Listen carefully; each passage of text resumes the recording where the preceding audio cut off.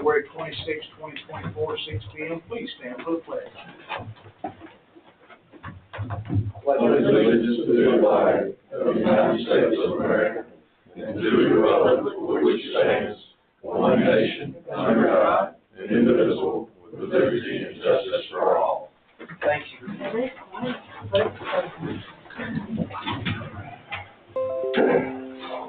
Gentlemen, before you is the minutes from January 29, 2024 regular business meeting and the minutes from February 5th agenda setting work session. Please take a moment, look over those. If no one sees any discrepancies, I'll entertain a motion to approve.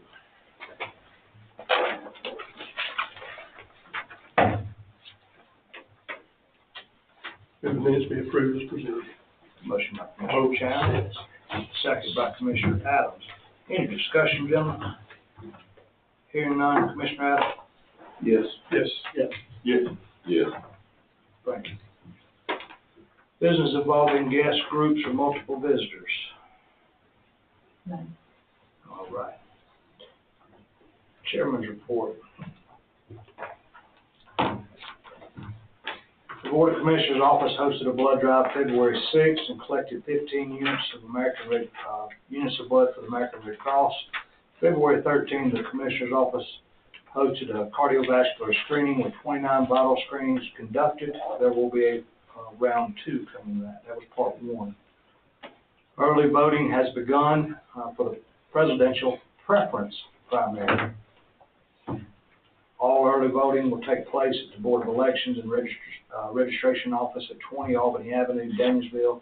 Thus, the dates are February 26th through March 1st from 8 a.m. to 5 p.m., Saturday, March 2nd, 9 a.m. to 5 p.m., and Monday, March 4th through Friday, March 8th from 8 a.m. to 5 p.m.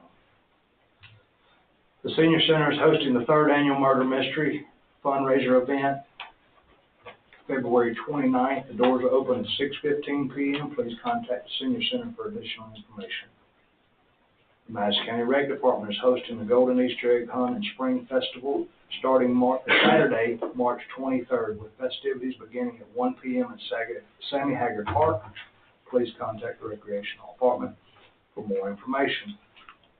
The Madison County Rec Department and the Senior Center are conducting a comprehensive master plan for leisure services. We are asking for the community's input, and the citizens complete an online survey at www.madcoliving.com. The next public input session will be March 12th from 7 p.m. to 8:30 p.m. at the Board of Education office in the Professional Learning Center. There's also things going around on social media on Facebook that you can click on that and take the survey from there. County Department Head completed workforce. That's the commissioner. Yeah, never mind. I see the line drawn now, sorry.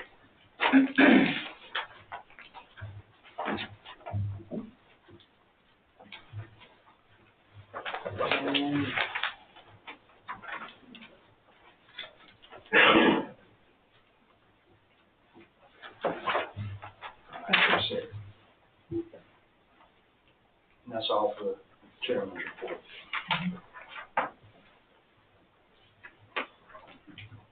And like you, I had to ask what the presidential preference voting was. I've never done that. It's very expensive, but we have all the state and federal rules. Statements and remarks from citizens on tonight's agenda. All right.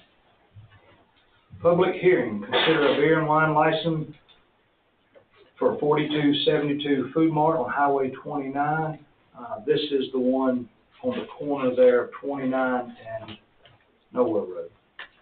The Chevron to the right, I think it's the Chevron. One going down the hill there to the right. So we've already approved the license, but the owners have changed, and since there's a change in owners, we require a new license submitted under the new owner. All the due diligence has been done and met, so therefore it's just a motion to approve. Well, actually, the public hearing, so open and close the public hearing, public comment. Okay.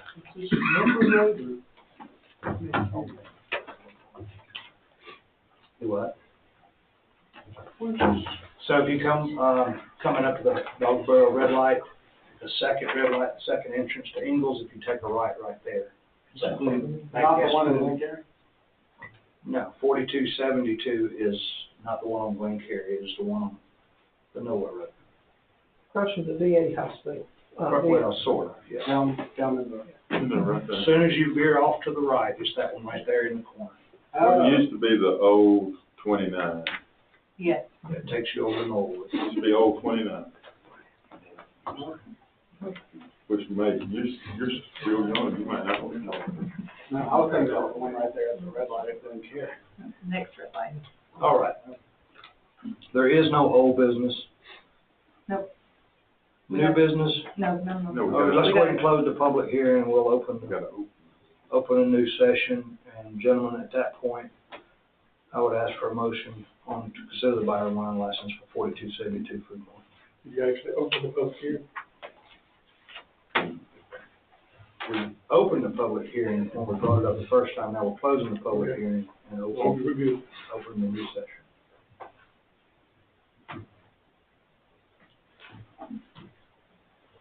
Any question, any discussion?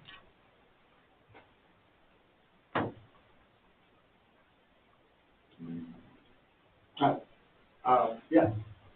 I'll make a motion that this one be approved. All right. Motion by Commissioner May, Second. second by Commissioner Kirk. Any discussion, gentlemen? Hearing none. Yes. Mr. Chairman? Yes. Yes.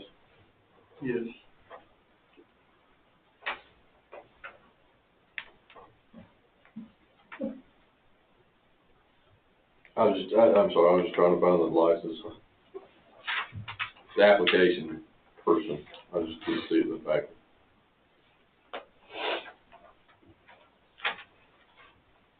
What is it you're wanting to know? The The name, Oh, I don't have that, I can go get it for you, but I didn't see it on the sheet. It's not.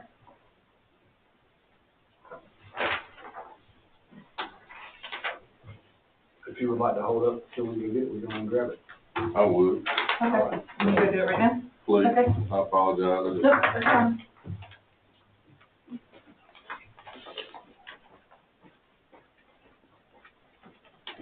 I had to verify that address myself on Two Public.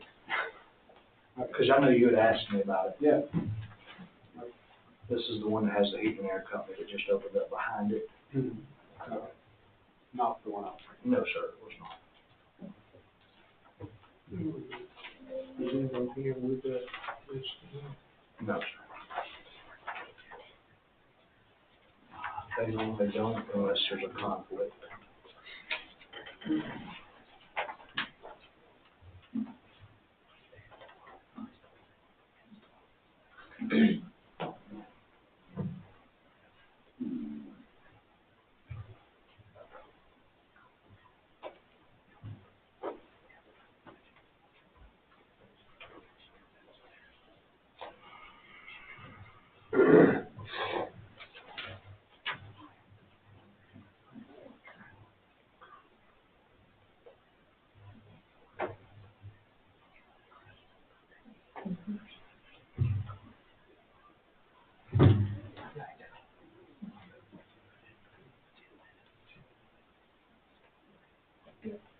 Have we used, I'm just curious, have we used the application in this format before?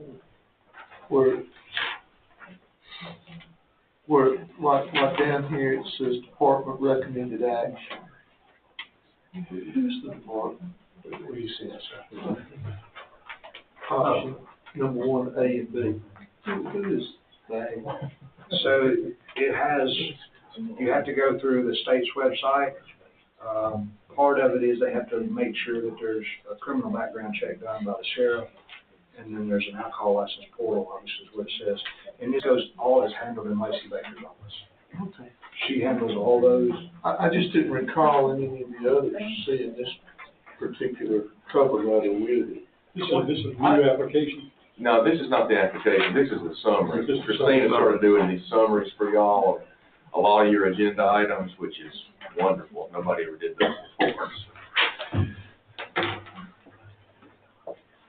Is this a new, was not on our renewal list? No, this one was, we've already approved this license under a different store owner's name. So the store was sold, and since there's a new our licenses are not transferable between individuals. Which you looking for? So the applicant's name is Jim Joseph, and I could not pronounce his last name because it's 16 letters long.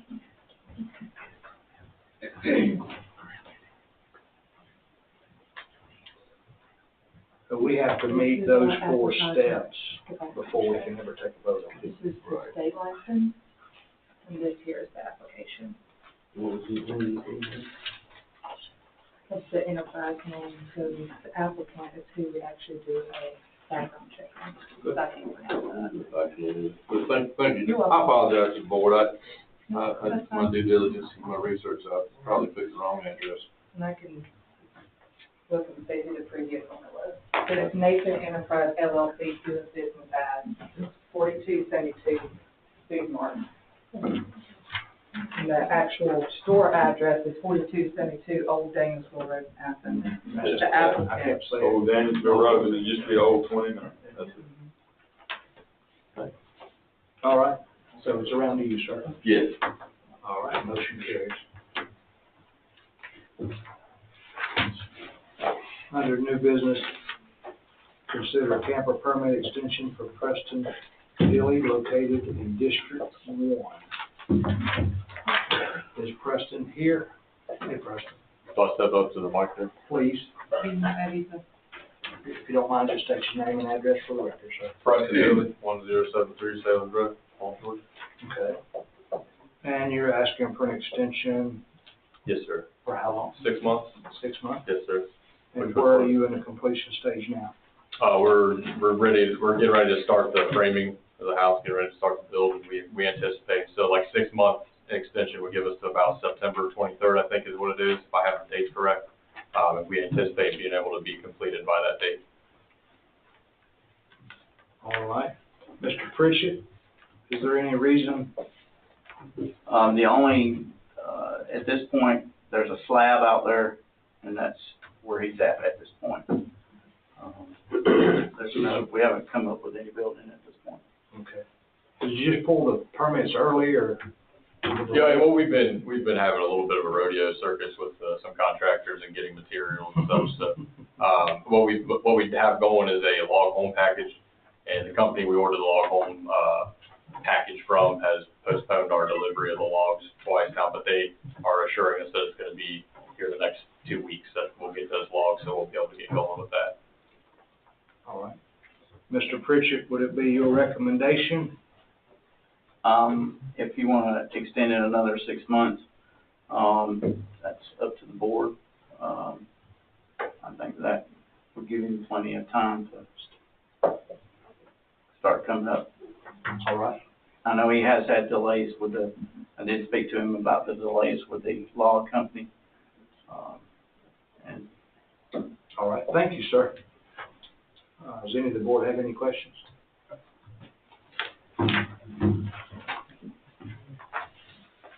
Do you expect delivery in 2-3 week time frame? You said what now? Your delivery expectation Of the log package? Yeah, they said it'd be, they're looking at about the first week of March is what they've told us at this point, so we're coming up on that here pretty soon.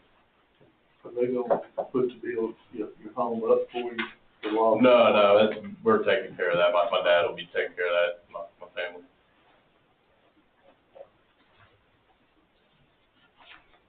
Any other questions, gentlemen? All right, I'll entertain a motion. I make a motion if we approve this camper permit extension for 6 months. Motion by Commissioner Adams, second by Commissioner Doster. Any other questions, gentlemen? Hearing none. Yes. Yes. Yes. Yes. Yes. Thank you. Thank you. Thank you. Consider a camper permit extension for Alvin Charles Farmer located in District 2. How you doing, sir? All right, buddy, how y'all doing? Good. What you got going on? Well, actually, man, I've been working on this house, man, for 6 years. What it is, I mean, I could go through a whole bunch of stuff and tell you, cause see, my wife was staying in Tennessee and I was having to go back and forth to Tennessee, and her daddy died about 7-8 months ago. And, so finally she's back down here, but during the COVID thing and all that, it just got way behind, you know. And also the money, you know, I mean, during COVID, money was so tight, I couldn't do nothing. But anyway, I got, I'd say, 45% of the house done, wiring, plumbing, and Mr. Pritchett, he's come out there and helped me a lot, really, I mean, because I needed somebody to inspect it, because I'm not a house builder, you know, I'm a mechanic. So, another thing is, I don't have a crew working on it, ain't nobody but me. And, right now, we got like a 39, 40-foot camper out there with 2 slide outs on it we've been staying in. And, Mr. Pritchett actually told me the other day that, you know, my camper permit was running out. And, so, and another thing on the house, we've been trying to get it tied down. Well, the reason you gotta have it tied down because it's on piers. Well, I had a guy come out there and put 4 of them in. And, I never got them to do that. I mean, it took forever. Now, I can't get anybody to come back. Everybody calls says, man, we just don't tie down houses. You know, just a thing. Well, finally, this past Thursday, I got to talking to my grandson. That's what he does is construction work. And he told me how to do them. He said, you know, you rent one of them arbors, take the end off of it, put them on it, and run them in the ground. If you need help to do it, you know, because I'm 65 years old. But so we finally figured out a way to get the house tied down. But other than that, you know, I think I had wrong wiring in it, and Mr. Pritchett pointed that out, so I went ahead and changed all the wiring in the whole house. So most of the plumbing is already hooked up and in there, but with no fixtures in it because we ain't put any walls in it yet, you know. So that's pretty much where I'm at, man. I mean, you know, I go into details of a whole bunch of problems I had, but I mean, at this point, I mean, you know, yeah, it is what it is. And doing it by you, just one person building a house, that ain't the easiest thing in the world either. I would not embark on it if I did not know how to do it personally. Yeah, well, I built some years ago, but that's been years ago, and all the laws have changed and stuff, you know. And which it ain't really a big house. I mean, it's just a cabin, you know. It ain't. I mean, Mr. Pritchett, I'm sure he'll tell you that, man, it ain't a very big house at all. I think I know where it's at, sir. Yes, sir. Mr. Pritchett, would you want to come up and, yeah, I know. I know you don't like coming up, but, before the board makes any kind of recommendation on it, I'd like to at least hear, when this thing started in 2015. Yes, this permit goes back to December of 2015. A residential permit was issued and a temporary non-residential was issued. That expired. It was re-permitted in 17. I think in 20 had a T-pole inspection. Footings were inspected, and most recently we did a rough-in. It did not pass the rough-in. There were things he had to take care of, and we've been out there a couple of times, and he's got some things fixed, and then there are still remaining issues to correct as far as corrections go. So, at this point, we've only had a footing, a T-pole, passing inspections. Yeah. What anchors are you referring to hold? His home is built on piers. He did block piers. Gotcha. So he did not have the actual home anchored to those piers. Gotcha. So that's what he's having secured. Yeah, I never thought about the wind blowing off the piers, you know. So you thinking something like helical core piers or something? Yeah, he's doing straps, similar to home straps, and anchor the structure, doing several down around the perimeter. The building's only 800 something square feet. Yeah, I think that's all I really like, getting it inspected again. Yeah.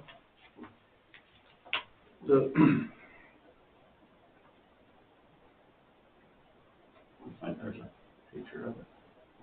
Yeah, the home is only, or the first floor is only 800 square. The whole structure, Yeah, it ain't very big. 800 square feet, I think, heated, and then there's another, 864 heated and 360 unheated, so he has plans to put porches on there as well. Would it, He's looking at like roughly a footprint of 400 square feet, a little over 400 square feet. Mr. Arnold, are you gonna have a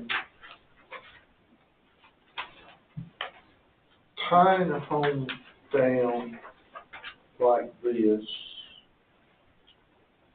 Are you gonna get an engineer to sign off that this is gonna be? He can anchor the structure, and as long as it's anchored, he can do the augers and do several down each side to secure it.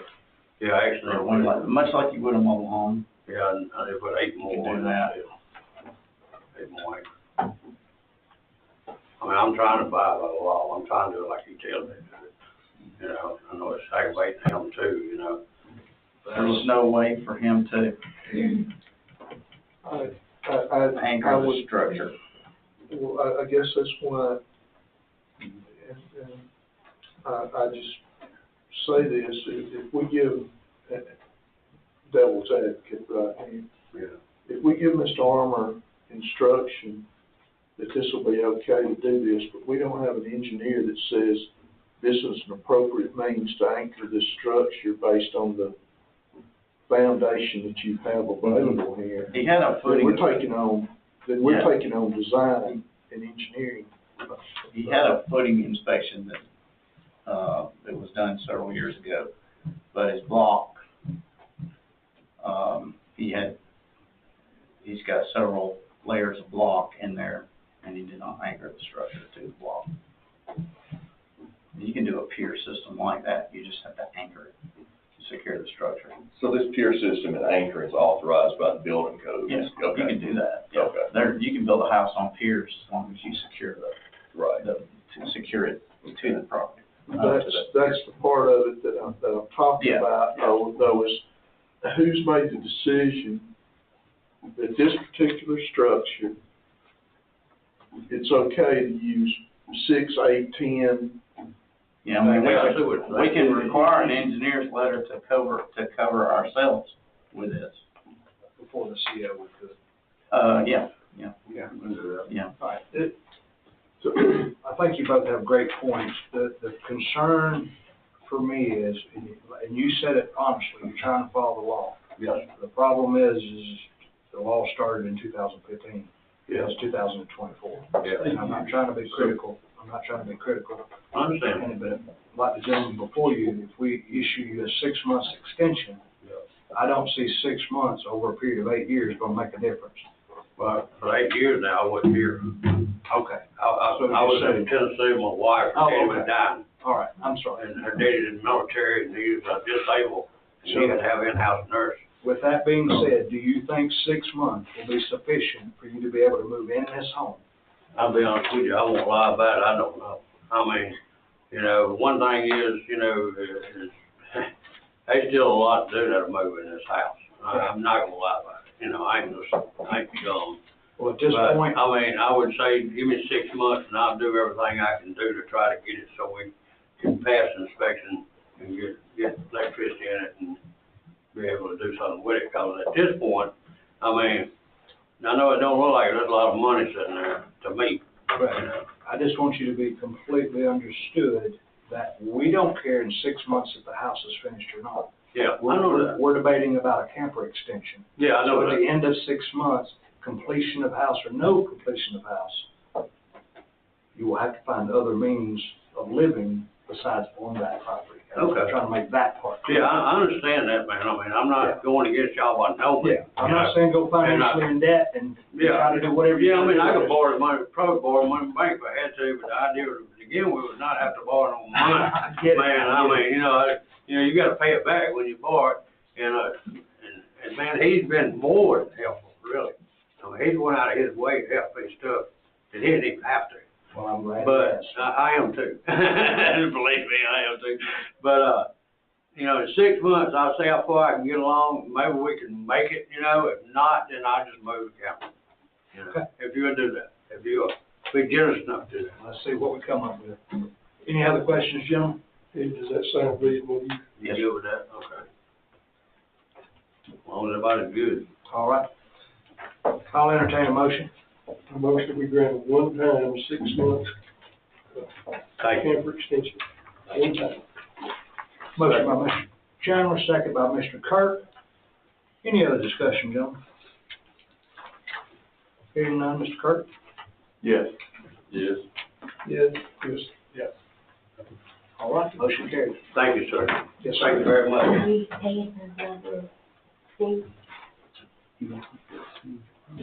All right, item number, consider approving an official umpire certification agreement. Ms. Farm, would you like to explain this one? Okay. All right, so we need to go to the office. And Eddie, thank you very I want much to do that for in the morning. your willingness to work. Okay, thank you, buddy.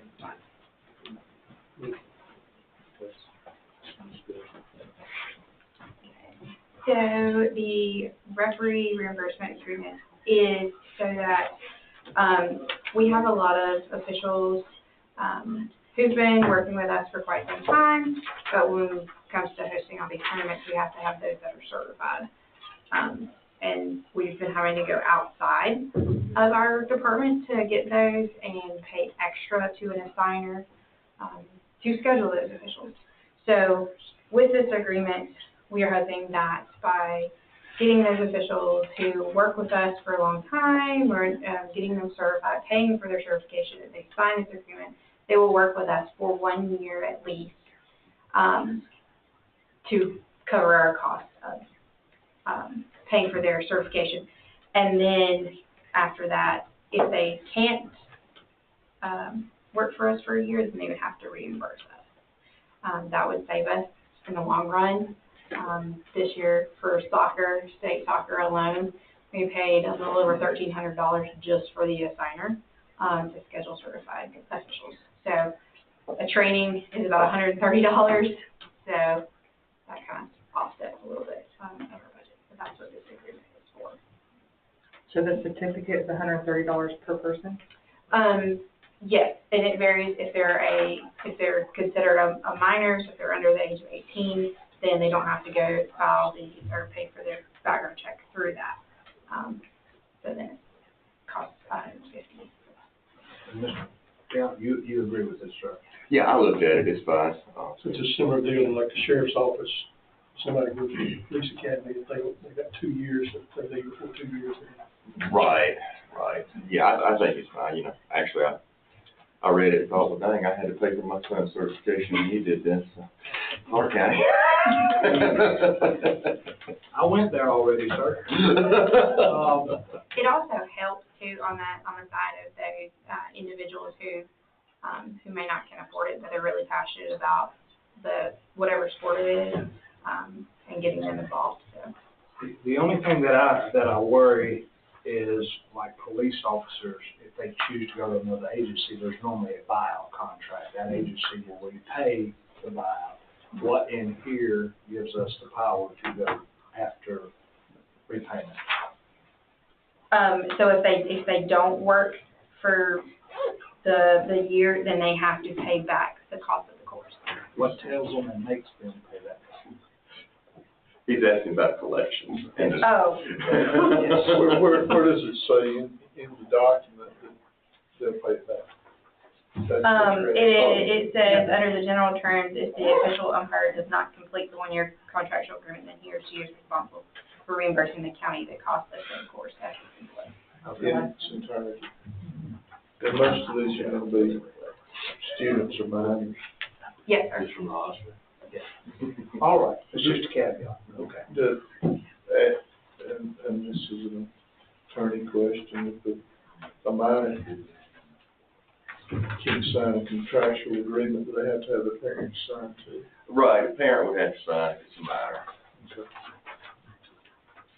We define what the work is, like how many games they, I mean. Yeah. If somebody does it, and then they just sit on the sidelines for a year, and they say, I've done my calendar year, but. We didn't get super specific on that. We can, though. And I did just notice that this one on here is specific to U.S. Soccer, because that is the only one that we actually have. We probably should change that. Just noticed that. Is this a time pressing issue? We have 5, so what started all this is we have 5 individuals that have been certified, who we thought it's like what we do with our other contracts with officials and associations and stuff like that. So we have those 5. They know that this is in the process of being discussed and everything, so they've been waiting. Is this sports specific, Shelley, or? This one, what brought this up is sport specific with soccer. So our other assigners, for baseball, softball, our umpire assigner and our basketball assigner, those fees are a lot less. They charge us like $5 per game, whereas for soccer, they charge us a percentage of whatever the total cost is. The reason I'm sorry. So if someone, if it's sports specific and certification, then the person is certified, even though he signs on for a year, has got 1 season he's got to do. He's got at least, well, for soccer, he's got at least 2 seasons. And football, so. The reason I asked was it time sensitive, is could we make the changes to the document? And bring it in, yes. Do you have time to wait? Yeah, we can do that, and they know that this isn't a process, but that we do have, And the that we're already. reason, yeah, the reason I was also is because after, Mr. Pruitt just clarified that the parents would have to sign for the minor, So we I think there add needs that to be under- a paragraph Gotcha. explaining the responsibility of the parents signing that. Yeah. Yeah, I mean, let's just be honest, we're not gonna sue anybody for $130. If y'all are good with that, then we can vote tonight and you can make the changes and email it out. That's totally up to However, y'all. I Y'all gotta can wait. do however y'all would like for me to do. And I'll make a motion to approve it, I think more likely we'll get volunteers that want to be there with their kids or support. Exactly. You know, it's a volunteer effort, if we don't encourage them to do it, then we gotta force somebody to pay somebody else anyway. So 2 changes that will be made in the first paragraph where it mentions the Madison County Board of Commissioners. It says a municipal corporation, that will be changed to a governing entity. That was just some verbiage that needs to be cleared up. And then we'll also add the minor and parent clarification paragraph. Yeah, and I would suggest too, a third one, how many games you're expected to work, Yeah. minimum for each season, yeah. Or at least put it in seasons or something like that, whatever. So just made that, give that separation. So I'll amend my motion to include those revisions and the last one, just run it. After you get it where you want it, run it back through Christina and council, and the chairman's office. I'll second. I have a motion by Commissioner Doster, second by Commissioner Kirk. Any other discussion, gentlemen? Commissioner Doster? Yes. Yes. Yeah. Yeah. All right, thank you. Stay right where you're at. Consider approving facility rental request form. Is there something changed here? So this is actually a different form. Yeah.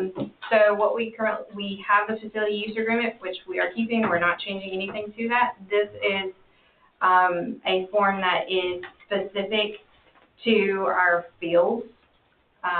We have been requested, about using for like 1-pitch softball tournaments and things like that on weekends, but we do not actually have a form, a contract agreement, fees or anything like that, set up already for that, as well as say if a travel team or a travel organization wanted to come and host a tournament at Sammy Haggard Park or Diamond Hill or anywhere. So we don't have that.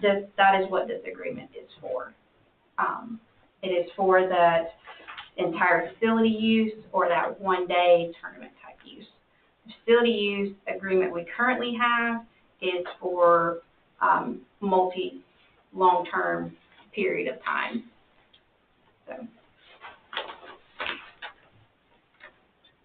So this is only for softball and baseball fields? Yes. Is there a fee schedule, I guess, somebody that goes with this? So up at the top it says entire facility per day use. Oh, I'm sorry, okay, that's on the request form, okay, got it. Yes, so that's on the request, and then as Christina mentioned earlier, the, under the agreement part, the Georgia Municipal Corporation, all of that stuff, updated.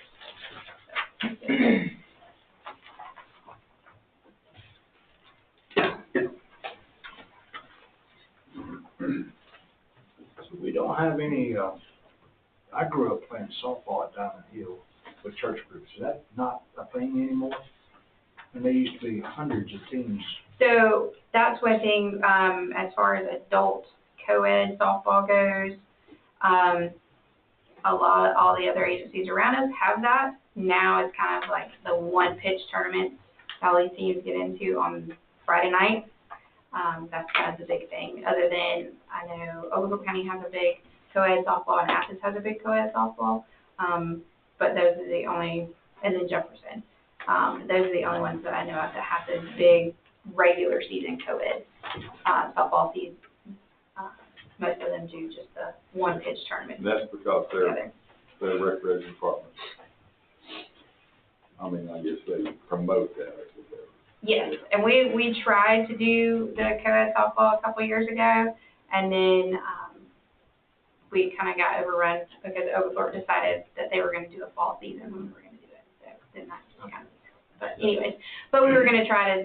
That is one thing we would like to get co-ed softball, but by doing this, we're hoping we can get those teams coming down to use our facilities and then pull them into having an actual facility. And this wouldn't interfere with anything that is planned for our regular. No, sir. So this would just be any, when the field's not in use and things like that. Right. All right. Shelley, what's the difference? If they rent the whole place, it's 12 o'clock at night, and then down below, it's 1 a.m. What is the difference there? So the reason is with the single field use, one pitch tournaments are usually not done by midnight, depending on how many teams and stuff they have, and those start later in the evenings. So that's why it's 1 a.m. It's kind of a standard across, I guess, recreation agencies as far as their agreements and stuff go. Do we have any limitations like on Sunday play, like do they have to wait until after 12 o'clock or anything? No, sir. Not that I'm aware of. There's no other agencies or like looking at their agreements that they have and everything. There's nothing that I can find of where it would be hindered. Most, I will say, most as far as adults and everything goes, it's not going to be anything on Sunday. The only thing would be travel ball. There is one thing that I just saw that sticks out, and I don't want to try to go into the whole noise ordinance ordeal. But Madison County does follow state law at 11 p.m. I think it's 11 p.m. other than certain holidays. And because one of these ball fields is beside a house, Nice. I don't want you to get into a situation to where they're calling and saying there's a bunch of people cheering and hollering, and it's after 11, and calling deputies. I'm just thinking outside the box here.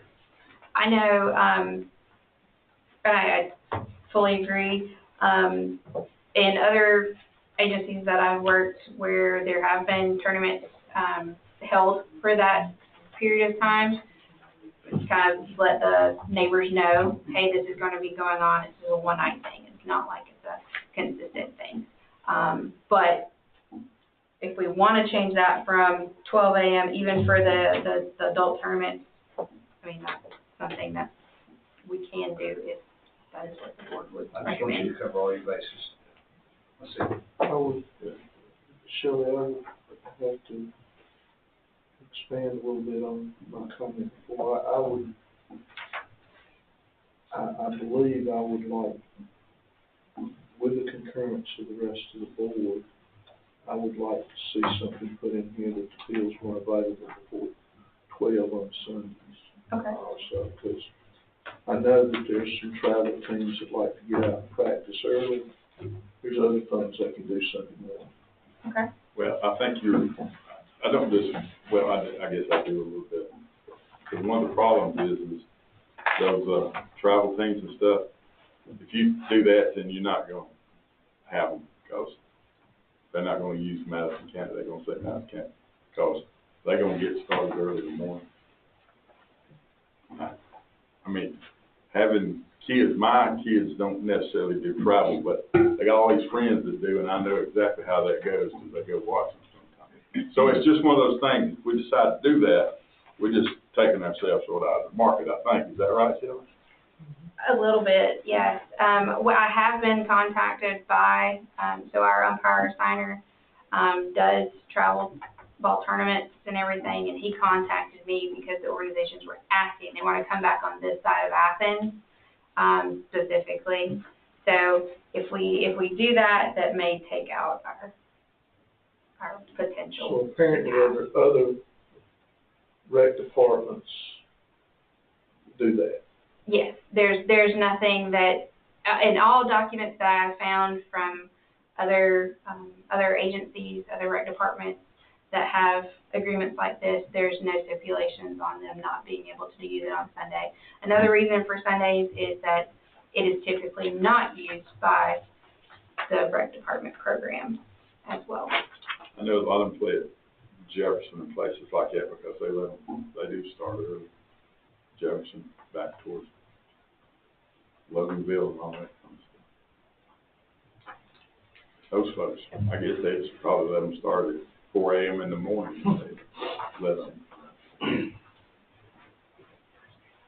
Obviously, when you do that, you're mandating that you're gonna have employees that are gonna be there during that time. And also, your contract essentially says that you're gonna be responsible for the concessions. So you may be making a bigger commitment there than what you really want to do. Mm-hmm. Well, other agencies have offered doing or have allowed those associations or organizations to use and bring in their own stuff with concessions. The reason that we put in there that we would be responsible for the concessions is because we have so much going on, and at these opportune times that they would still be being used on the weekends, we would have all of our stuff in there already. I get that, but I'm saying with that stipulation, you're essentially saying you're not gonna have just a park supervisor, you're gonna have to have additional staff that's there. Right, and I understand that. I'm not trying to take away from the early morning, the county of, church boards and things like that. But there are a lot of staff that some of them don't go to church and who prefer to work on the weekends and during the week. So you're kind of, catch-22 at that of how you go about it. But of course, we'll do whatever the board would like for us to do. All right. Is this time sensitive? For us to try to get in with the spring travel ball, it is. Okay. But, So gentlemen, with that being said, I'll entertain a motion.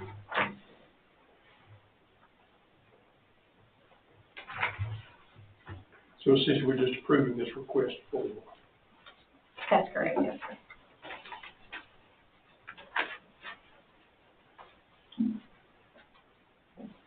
I move this point to be approved for you. Just for clarity, it's the rental agreement behind it as well. Yeah, okay. This package is Yeah, attached. okay.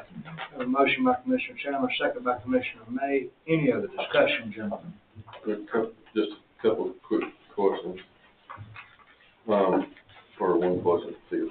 It talks about in paragraph F of Article 2, they'll adhere to the, our weather requirements for safety and whatnot. That's me paraphrasing.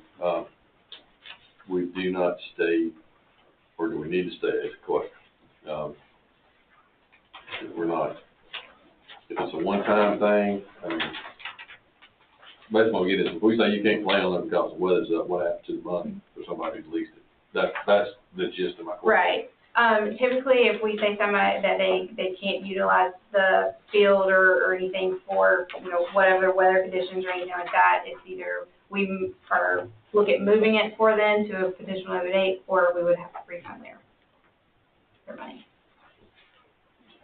Not just weather, but field conditions. Yes, field conditions. But if it's an ongoing thing, you work them in, but if it's a one-time kind of tournament type thing, you just, you play later. Yeah, or we would give them their money back. I agree with Commissioner Adams on this, be really careful about the Sunday usage. We've already had issues with local teams, individuals being, team members being required to be there for Sunday morning practices. And I know we've developed a policy for that, for our local leagues, but I do want to be very careful about that. Yes, sir. Now, just for clarity, the per day use, is that 12 hours? So it would be from dawn to dusk. Daylight to dark. So, yeah. Well, that doesn't work, because you already said they can be there till 1 a.m. There has to be some fixed time, but it doesn't, dawn to dusk doesn't matter to me. It's just, you see what I'm saying? Well, yeah, it's whatever time, like if they only need it for that one day, like until 1 a.m. or whatever. It's a day of 12-hour period. Yeah, so it's from whatever their start to finish. Now, if they needed it, Friday, Saturday, Sunday, then that's where that. Yeah. Yeah, and I'm gonna go back with what Terry's saying. If it's something that we're scheduling that Madison County's doing, then, where we talk about we're trying to avoid that Sunday morning. Yes. We can control we that. can control that. These are ones where they're getting requests from outside folks. Yes.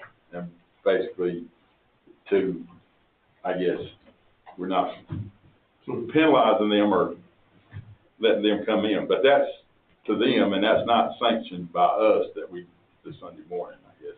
Except that it mandates employees to be there. Well, yeah, that's some, but I don't know that you'll have a problem with that, but I guess I look at this sort of pragmatically, because I know a bunch of these kids, and when the parents are as gung-ho for them to go on Sunday mornings as if they're gonna be in these, what you call, travel leagues or whatever to go, and they're gonna go wherever. And so if we want some of that business, I guess, then that's what we have to do. That's why I was looking at it. Not that I necessarily agree that, All right, thank you. I have a motion and a second, and it's on Commissioner Adams. Yes. Yeah. Yes. Yes. Motion carries. Just make sure we touch up a couple of those details. Yes.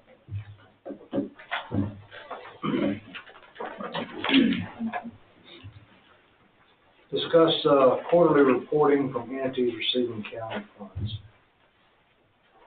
This has been kind of talked about lightly, individually, amongst everyone, and with the library and the defects, that kind of situation.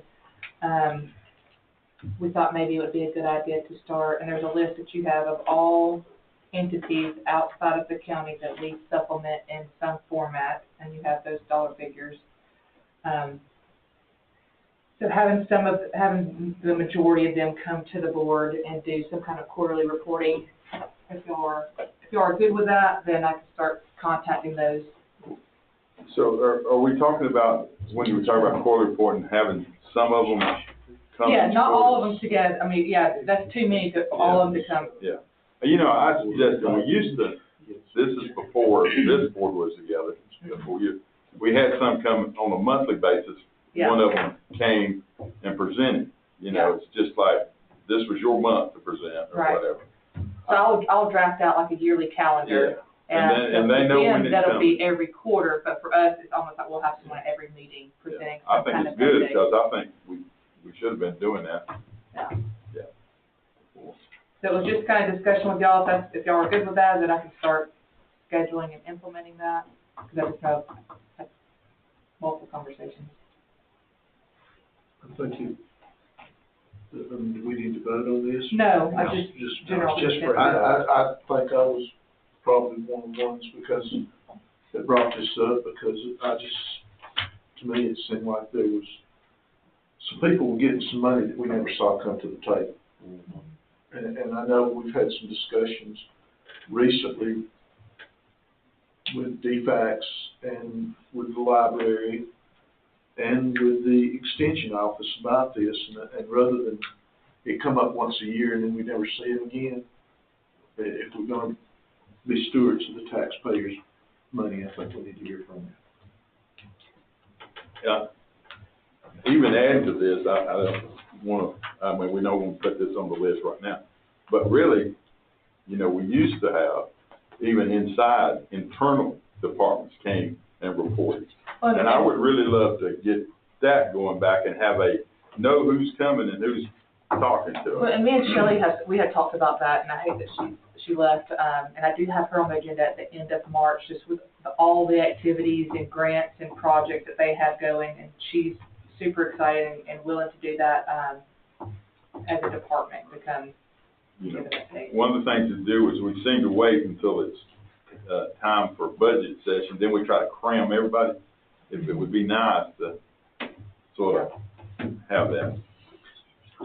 Christine, if we could, and I appreciate we've got some type of contract with them, and we've committed some funding to our volunteer fire departments, but if we could have a spokesman from the volunteer fire departments come, now, it doesn't have to be somebody from every one, but We need to have the fire association. Yeah. representative, if we could add them to the list, I would appreciate it. I would suggest the Forest Service not be required to do quarterly, Yeah. once a year. Okay. I mean, I think we need to hear from us, that's sort of a structured deal. We do need to know where our portion of that's going to go with it. Would a little less onerous than the rest of it. Would it be possible, and I know you and Lacey are busy, but could we just get, over the next couple of months, just a short summary, contact these folks and just ask them, what do you use the money for, so when they do come to us, we've got some idea of what the conversation's gonna be about. Because there's a couple on here, I didn't know that we did anything with, and I appreciate your work. Advantage Behavioral is our EAP, I'd say, right? Or is it something Yes. else? Yeah. Okay, And then ESP is the extra special people. right. The DA public defender, I guess there's one that, I don't know that that was missed, but I think it's not missed, but it falls on the DA public defender is our court system that we have to subsidize their pay. Something that just came across the wire in an email a week or so ago is the Superior Court judge is requesting a sizable raise for the juvenile court judge. And, they sent that to Overbrook County, but they didn't send it to me. They don't follow our budget timelines, I don't guess, but it looks like they're trying to mandate that, but, I'll keep you informed as it progresses. Another one, so like I'm not gonna ask the public defender to come and give us a quarterly report. No. If that's something you're requesting, but also like the health department, I think that will be a good 1 year report. I don't think that it's perfect to come every quarter. So it'll be a collaboration of this list. But this list comes from finance on other entities outside of Madison County that we Right, supplement and stuff like that. it wasn't very long ago that the chamber had a representative or the IDA. At the time, it was one that came every month. You'll remember that. Every month. Too much. It was, because they were very slow back in those days, but now it's a little more busy. That's true. But, all right, there's some talks there.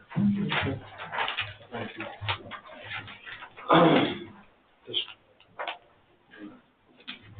Discuss the final plan for Nancy's Place. Is anybody here with Nancy's Place? I don't think so. And this is just discussion tonight, so there might be somebody here next week. Oh, I'm sure. Yeah, but just in a nutshell, if you want me to. Mr. Please, Chairman. sir. So this little 18-acre tract was rezoned, everybody thought, in April of 22 from A2 to R1 with a condition of 5-lot max. Turns out everybody was mistaken about the existing zoning designation. It was not A2, it was AR, or RR at that time, AR now. And when that was figured out, the developer was told, okay, obviously it's RR, it was 2-acre minimum at that time. And he had a preliminary plat that had been submitted by the prior owner, his predecessor, and approved by the county. And said, you know, you've already got a plat, preliminary plat, 2-acre lots, go ahead. And so since then, he has developed, put in all the infrastructure, and so this final plat coming to you. I mean, I'm not a land planner. I looked at where it is. It doesn't look like this is particularly big deviation from existing use patterns in the area, unless the board has some particular concerns about it. I do not have any concerns. The only thing that I would add to that is there was, and thank you, Mr. Foote. This is one of those situations, gentlemen, that really started off wrong from the get-go. Maybe some due diligence, maybe got overlooked. Some advertising was done incorrectly. What we done at the time, this board, when they voted to approve the lot size, was a correct move right up until we found out we were voting on the wrong rezone, because it wasn't zoned appropriately to begin with. Because had it been known to the applicant at the time, he would have never requested to rezone. Right. So no harm, no foul, but this is going to be best to let this follow the council's suggestion on this. Is any conversation related to this existing pond area? Is it the retention pond for this It is. development? There's two issues, that being one of them, that should not be, that, to make sure that is not counted with the acres of that lot. And also where that public well is. I can't read that, I'm assuming that's the well that's serving it in that lot of the well. Yeah, there should be the wellhead protection there. Yeah, so that's a, Yeah, I mean, I can't speak to those details. I was told that this complies with our requirements and with the preliminary plat that was submitted, so that's all I know. Well, the reason I say that is I would make the assumption if I bought the lot that had the retention pond on it, by this, and this being the final plat, that I would be responsible for the retention pond. Gotcha. And it's perpetuity, you know, it's forever. Mm-hmm. So that needs to come out of that. And then here again, and I know we discussed the wellhead previously, that we were going that route, that he couldn't count that or that zone as part of that, because it also, the implication on that is if he does at some point have to redo the septic system on these lots, then that can't be encroached on. The retention pond can't be encroached on. Mm-hmm. As part of replacement field. and I don't know what our time requirements are on this. Can you go back and get up the minutes up on when we dealt with this as a preliminary plat? See what, I cannot imagine if we let these go in preliminary plat discussion. That was in 2005. Oh, That's where, that the problem with all of this is this took place prior to our discussion. The other thing is the hydrant that he took, that was installed by the current property owner. It doesn't need to be bagged, it needs to be removed, because the implication would be if there's a hydrant there, there's bottled water available. And Okay, are these some things you want me to contact? Do I need to be making notes? I thought we had a planning department, but okay. well, obviously, they don't know what they're doing, you know, because it got us to this point. Well, we So inherited. the question on these type of issues, since this is a 2005 approval, then, are they bound by today's rules? No. Well, no, I mean, So, let me try. Go ahead. Try to help you.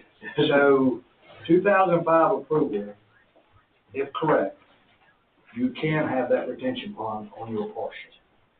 There's nothing to say, it just says when you buy the house, you know you bought a retention pond too, period. You can buy a lot that has a well on it. You just have to know that when you buy it, there's a 150-foot wellhead protection, unless that's changed. City of Danielsville, 75 feet wellhead protection. You just have to understand, as a buyer, you are buying these items. We can't change state law, but we can make changes to acreage sizes. But because this was approved in 2005, we would be going down a real narrow road of what is defendable and undefendable, if I'm correct, counsel. yes, sir, and add to that, the minimum acreage was 2 acres, both in 2005 and in April of 22, or shortly thereafter when he was told, go ahead. So, But there's a list of things that are not allowed to be counted into acreage minimums. yeah, I'm not conversant with those details here off the top of my head. I'm assuming that since he was told to go with the preliminary plat from 2005, this final plat complies with the preliminary from 2005. Whether there were upgrades, I don't know. Yeah, I don't need it. But okay, we can check into it, that's no problem. This is not under a time restraint, I do not believe. We will vote on it next Monday. Right. So duly noted, we'll do our research. Some clarity on those things. Absolutely. And I wasn't trying to be argumentative, it's just, these are a lot of things that were handed down to us as a board. I get it. Yeah. The way I'm looking at that lot number 1, you really restricted Sure did. the building opportunities there. And as our code enforcement going to be handcuffed, and I'm concerned about the potential buyer of that lot. The same thing on lot 3. All right, we'll get some answers for you guys. Yeah, I think it's a matter, I think it's a matter of, you accept the previous zoning request. Right. Fine. The subdivision regulations, do they prohibit something that's different than that was in play? That, I'm asking. Right, that's my Just question. maybe double check. Bear in mind, the whole point is, this is not the preliminary, this is the final. That's what I know. It's already on the ground. Yeah. The money's been spent.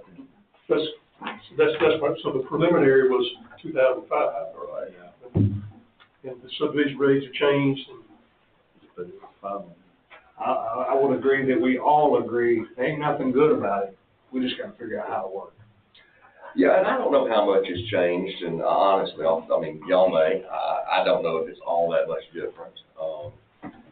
I do know that buildability of a lot is influenced by a lot of things that aren't shown on a preliminary or final plat, such as wetlands, personal subdivisions, and, that's, every homeowner has to consider, potential lot buyer has to consider those things. All right, gentlemen, we'll moving on. Consider the memorandum of understanding between Georgia Southern University and Madison County Board of Commissioners as part of epidemiology, laboratory capacity detection, and mitigation of COVID-19.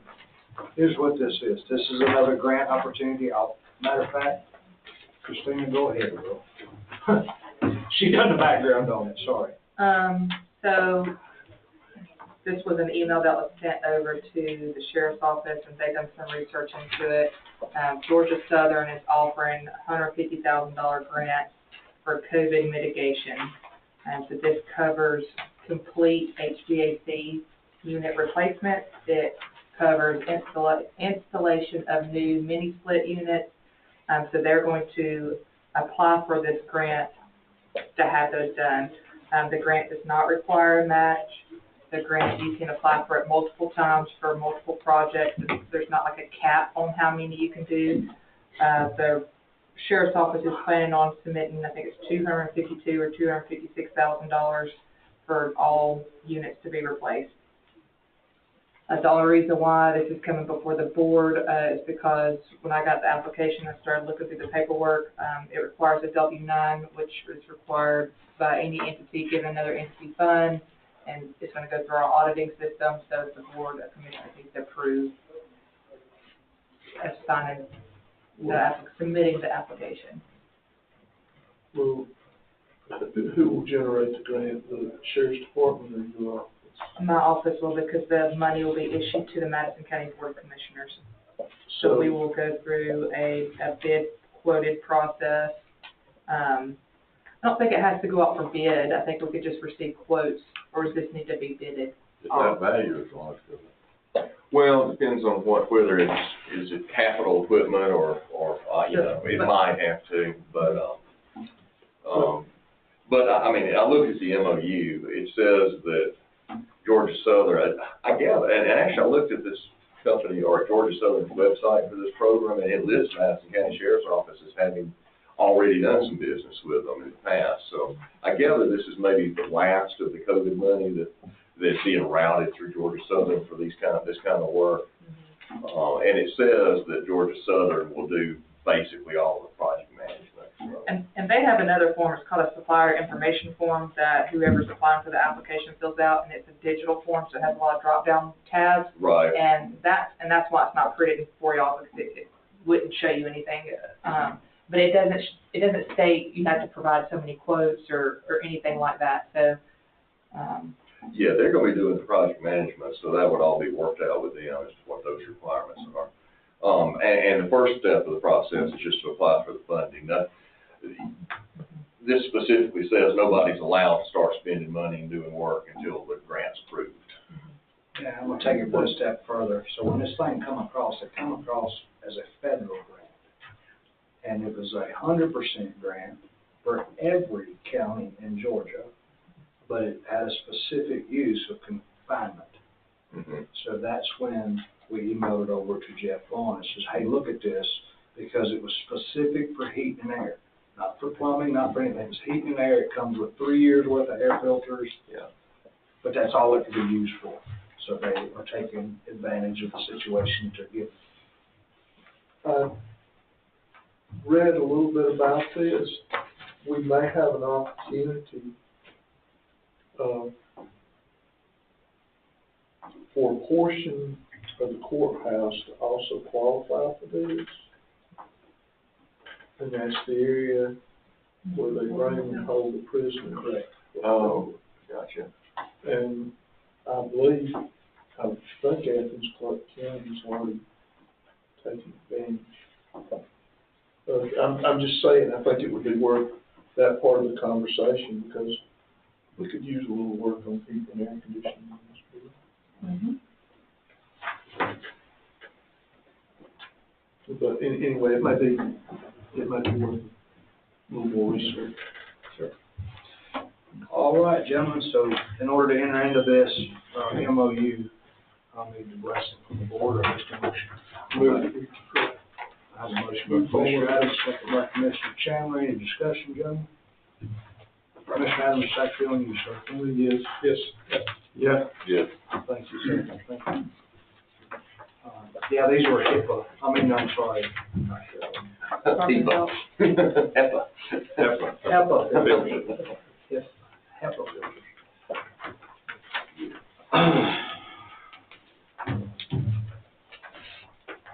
Road updates, gentlemen.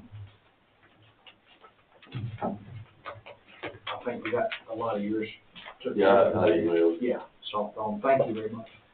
Thanks to the road department for their work on, off ACK Road, Young Harris up through there. Went there yesterday and very passable. I would like for you and Alan to go back and look at the triple service work that's done on AC Carry, the edges that are going away already. Okay, you can tell where where some potholes prior to any work being done along the edges, and they're crumbling away. Also had an issue on the East Coast Road, where water was not flowing correctly on some of the big lanes, and the road department's done a good job. There's probably one pipe needs to be blown out over there that's much improved, so thanks for the work there. Just so everybody knows, we rode a lot of roads, and we had a long sit down Friday discussing how to build a shoulder crew, just to maintain the shoulders, because that's the biggest problem we have, is keeping those shoulders clipped down so the water can get off the road. And I think we have that plan. We're supposed to sit down tomorrow and discuss who's going to go to that crew. That's what we was talking about, building the crew that does nothing but shoulders. Because by the time you get around the county, when we use the sidearm, this was done a couple of years prior to me, we used one guy in the sidearm, and it took 2 years to circle the whole county. So we're going to have to do it. We don't have any choice. There's a lot of roads. And the worst part about asphalt is they don't like water. They don't like standing water. It causes to crumble. So thank you, sir. Also, East Coast Road, where Audi Porterfield Road forks off, maybe an opportunity for a pipe under the road there. Okay. So I'll take a look at it and see. I had asked Christina, I'd sent an email, it's been a month ago, as of yesterday afternoon, none of those items had been addressed. And I appreciate that with the rain events we've had, have been the pressing issue. So if we could get somebody on that coming up, as it settles down some. Christina, you have that email? Yes, I actually printed it, and then Dennis got to chit-chat, and then I forgot about it. It's on the printer. But Right, it's no got worries. Story Smith, That's fine. There's We'll take a care of half a that. dozen places. The other thing I've got, of course, is, three things. Of course, the East Commerce Road, and we all know the problem with that I believe code enforcement's tried to address some of the heavy traffic that has been routed through that road. All they did was move it over to the Sanford Road and then come through,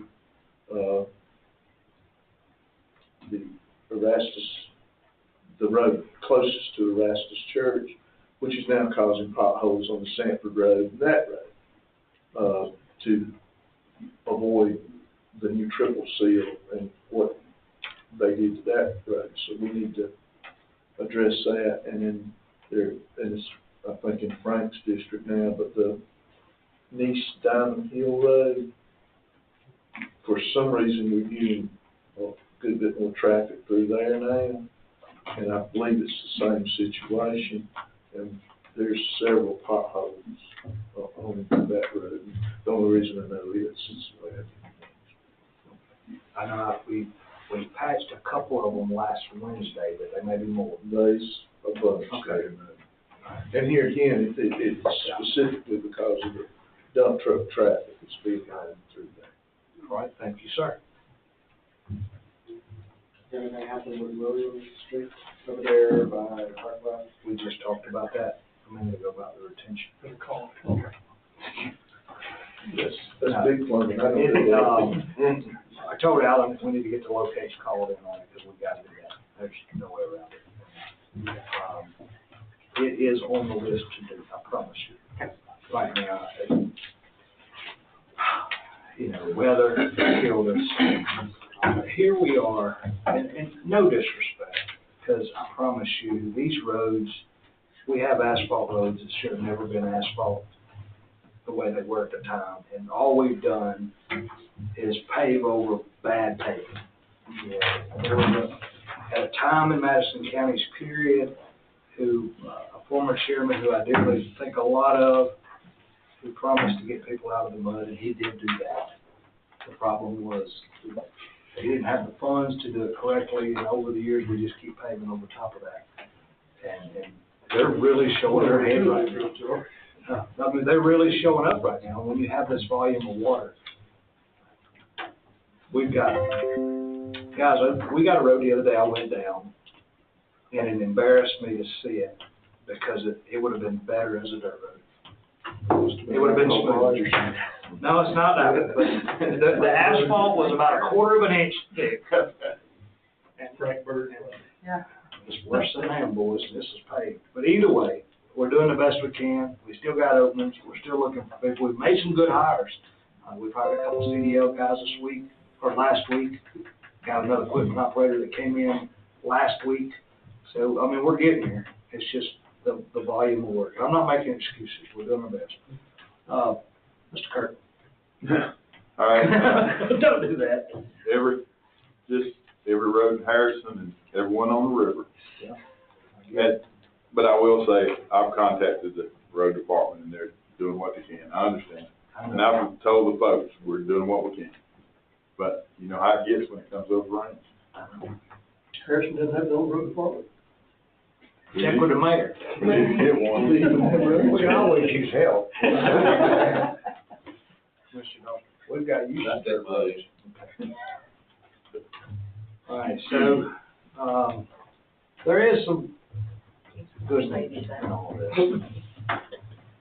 So my road update, state legislators recently approved a redistribution of local maintenance improvement grant funds. The program named Local Roads and Administrations. Now we're calling it LRA. This program will be for local governments to apply for additional funding for road improvement projects.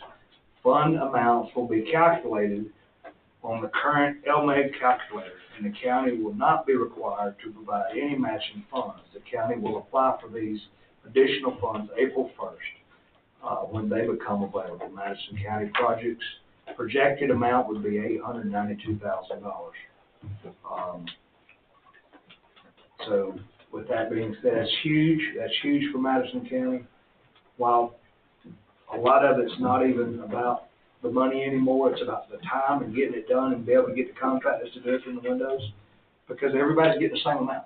Not the same amount. Everybody's getting these funds, which means the county beside us is going to be pulling the same contractors.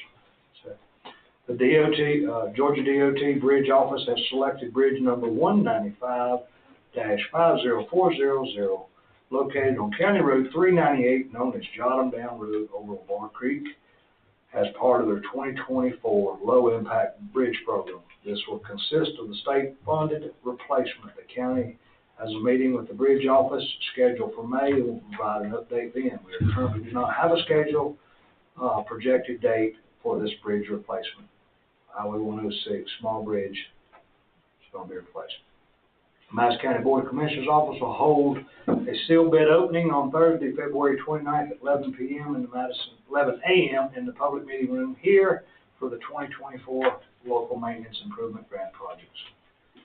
Peak Pavement Marking LLC has completed over 50% of the Safe Action Plan projects, which painting center lines. They are projected to be completed by March 10th, weather permitting. The Building and Ground Maintenance Department has begun renovations on the old gymnasium. Three-phase power has been established to the old gym, thanks to Georgia Power.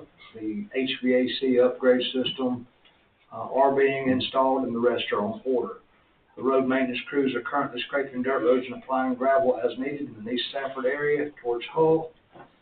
January storm damage repair projects update: New Haven Church Road, Millbrook Circle, first portion, Piedmont Park, Jones Road, Brownwood Road have been completed. Garrett Randall Road will be completed in the coming weeks. We are currently awaiting concrete culverts for Fowler Freeman and Stone Stewart.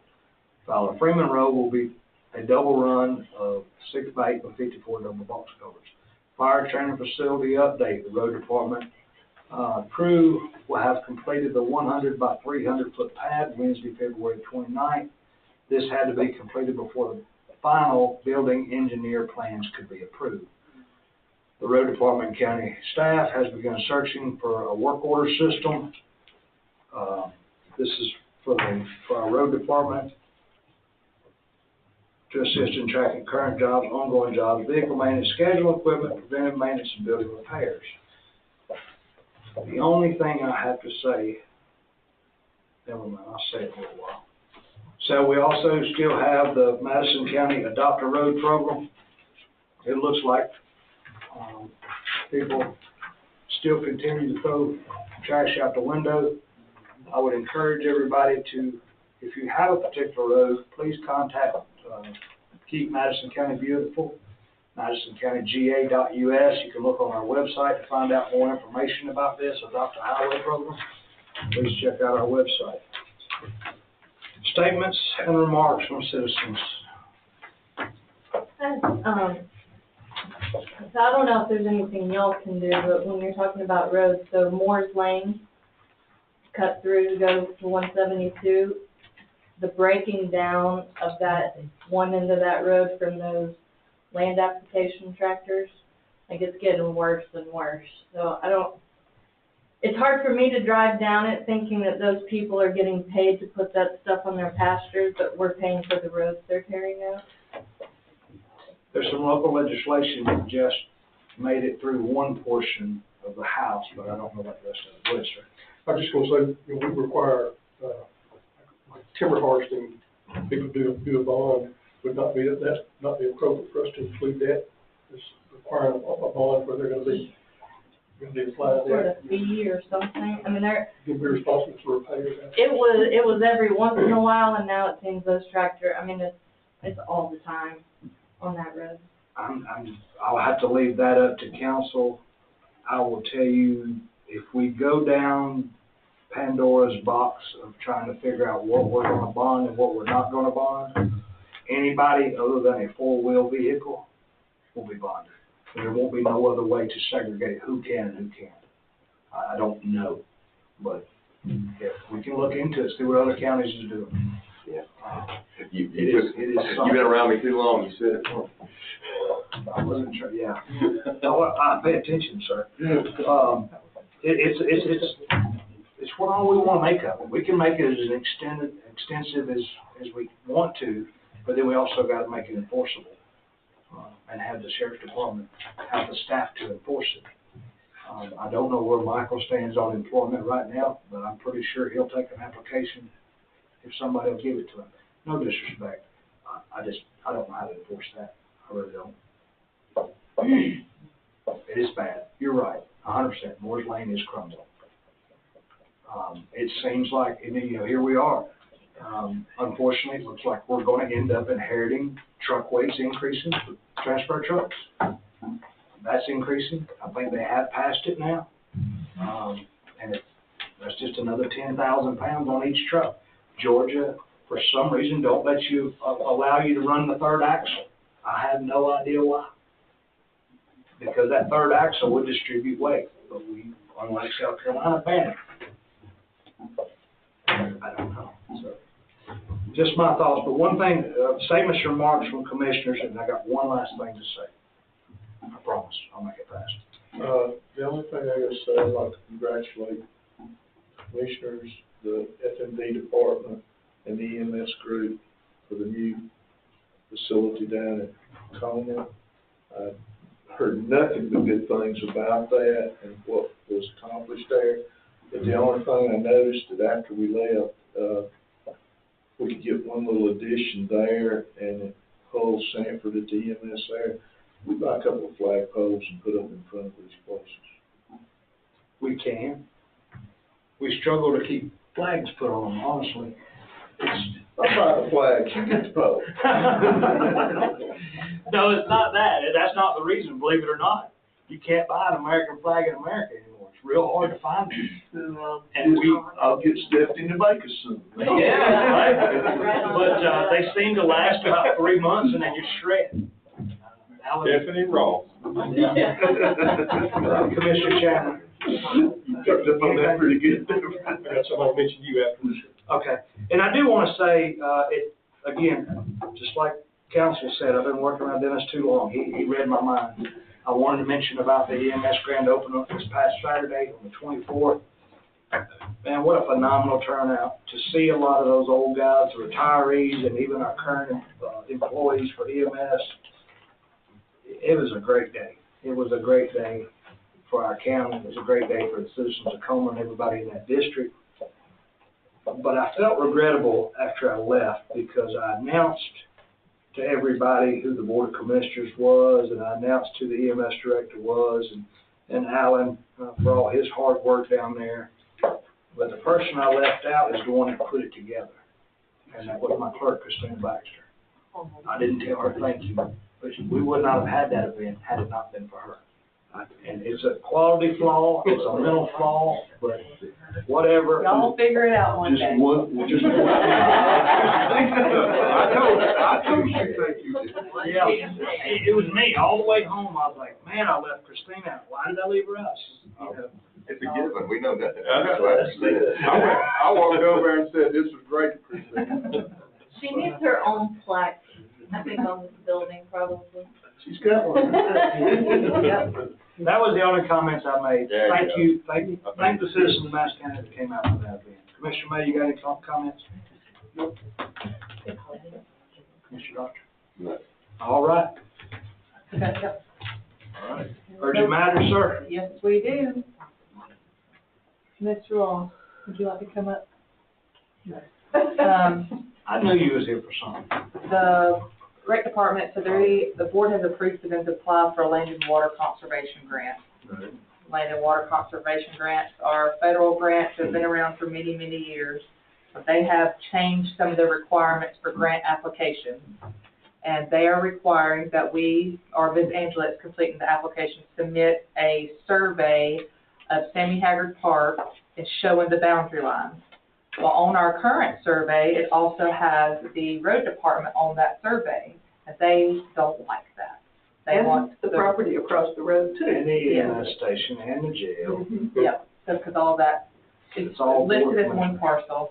So thankfully, the board, we've just surveyed the property across the road for future projects for the commissioners. So we need the commissioners to approve having a new survey done on the Sammy Haggard portion to cut out or to separate the road department from what is currently on that side. It's one little line. Well, It's the line between the road department and Sammy Haggard. so that honestly does not need board approval. But I'm glad at least we updated them. Yeah, that was. Because I think they need to know what the request is. Unfortunately, Beach is a federal grant, I guess. Federal grant. I don't understand why the federal grant don't recognize that the Board of Commissioners owns the whole tract, all 80 acres, but they want it physically cut out. Well, the issue is that with land and water conservation, part of that requirement is that the property be held in perpetuity for outdoor recreation. Their argument, and I've tried every argument I can think of, even after we talked, I said, this is like a farm. You got a fence, a cross fence, to keep the cows out of the chicken. Yeah, we understand that, and it's because they don't care about the cows and chickens. What they want to make sure is that where they have reversionary interest, that then they know exactly where the boundaries are. It's as simple as that. It makes sense, but it's sort of aggravating because, it's been 50 years since Land and Water Conservation put the money for Sammy Haggard Park in. The government does not trust you anyway. No, and quite frankly, I'm not sure, but what I'd rather. Not local government. I'd rather have it clear than have somebody come up there and say, oh, the whole 86 acres should have been. What you're not saying is all the various requirements in the federal registry for that land and water conservation fund, that it probably behooves us to cut that piece off. Yeah, it does. That's right. We'd be better off. Go get the survey. So with that being said, we can call Gary tomorrow. Yeah. Hey, get on the list. So can I have an official motion by the board to? I'll make a motion. Yeah. Get the I have a motion survey. by Commissioner Adams, second by Commissioner Chandler, any discussion? You want to take a quick picture? Yes. Yes. Yes. Yes. Motion carries. Otherwise, they're still. Any other urgent matters? Let me, did he survey for the road department, say, No. while he was, then, let's back up just a second, because Did we'll both? move the road department. Yes, he did survey that. Okay, so it will be easy to put the two back together when the road department moves. We'll take the fence down. No, he's referring to where it's currently at. And if we'll have him survey the whole thing, they can always come back and Z-bar it after the fact if the road department moves. That's fine. Yeah, we'll hit the whole, we'll just do the whole thing. 3 hours for him to be over there. That's right. No problem. Stephen be making flags. Any other urgent matters? All right, executive session, discuss real estate acquisition, personal matters, and litigation. Sir. Commissioner Dawson, please. Go.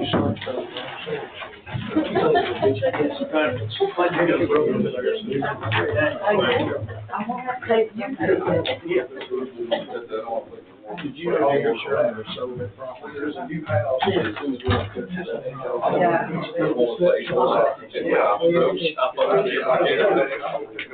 That's like, that's money well spent right now,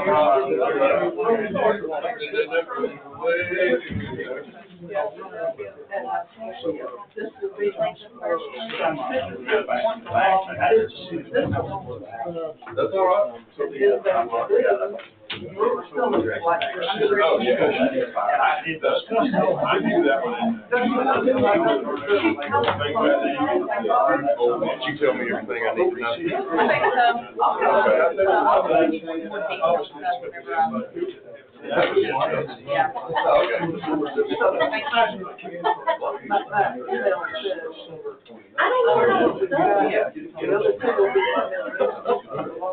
That's a good time for you to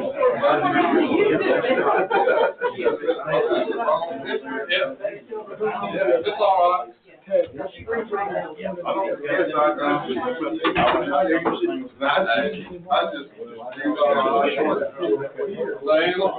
All right.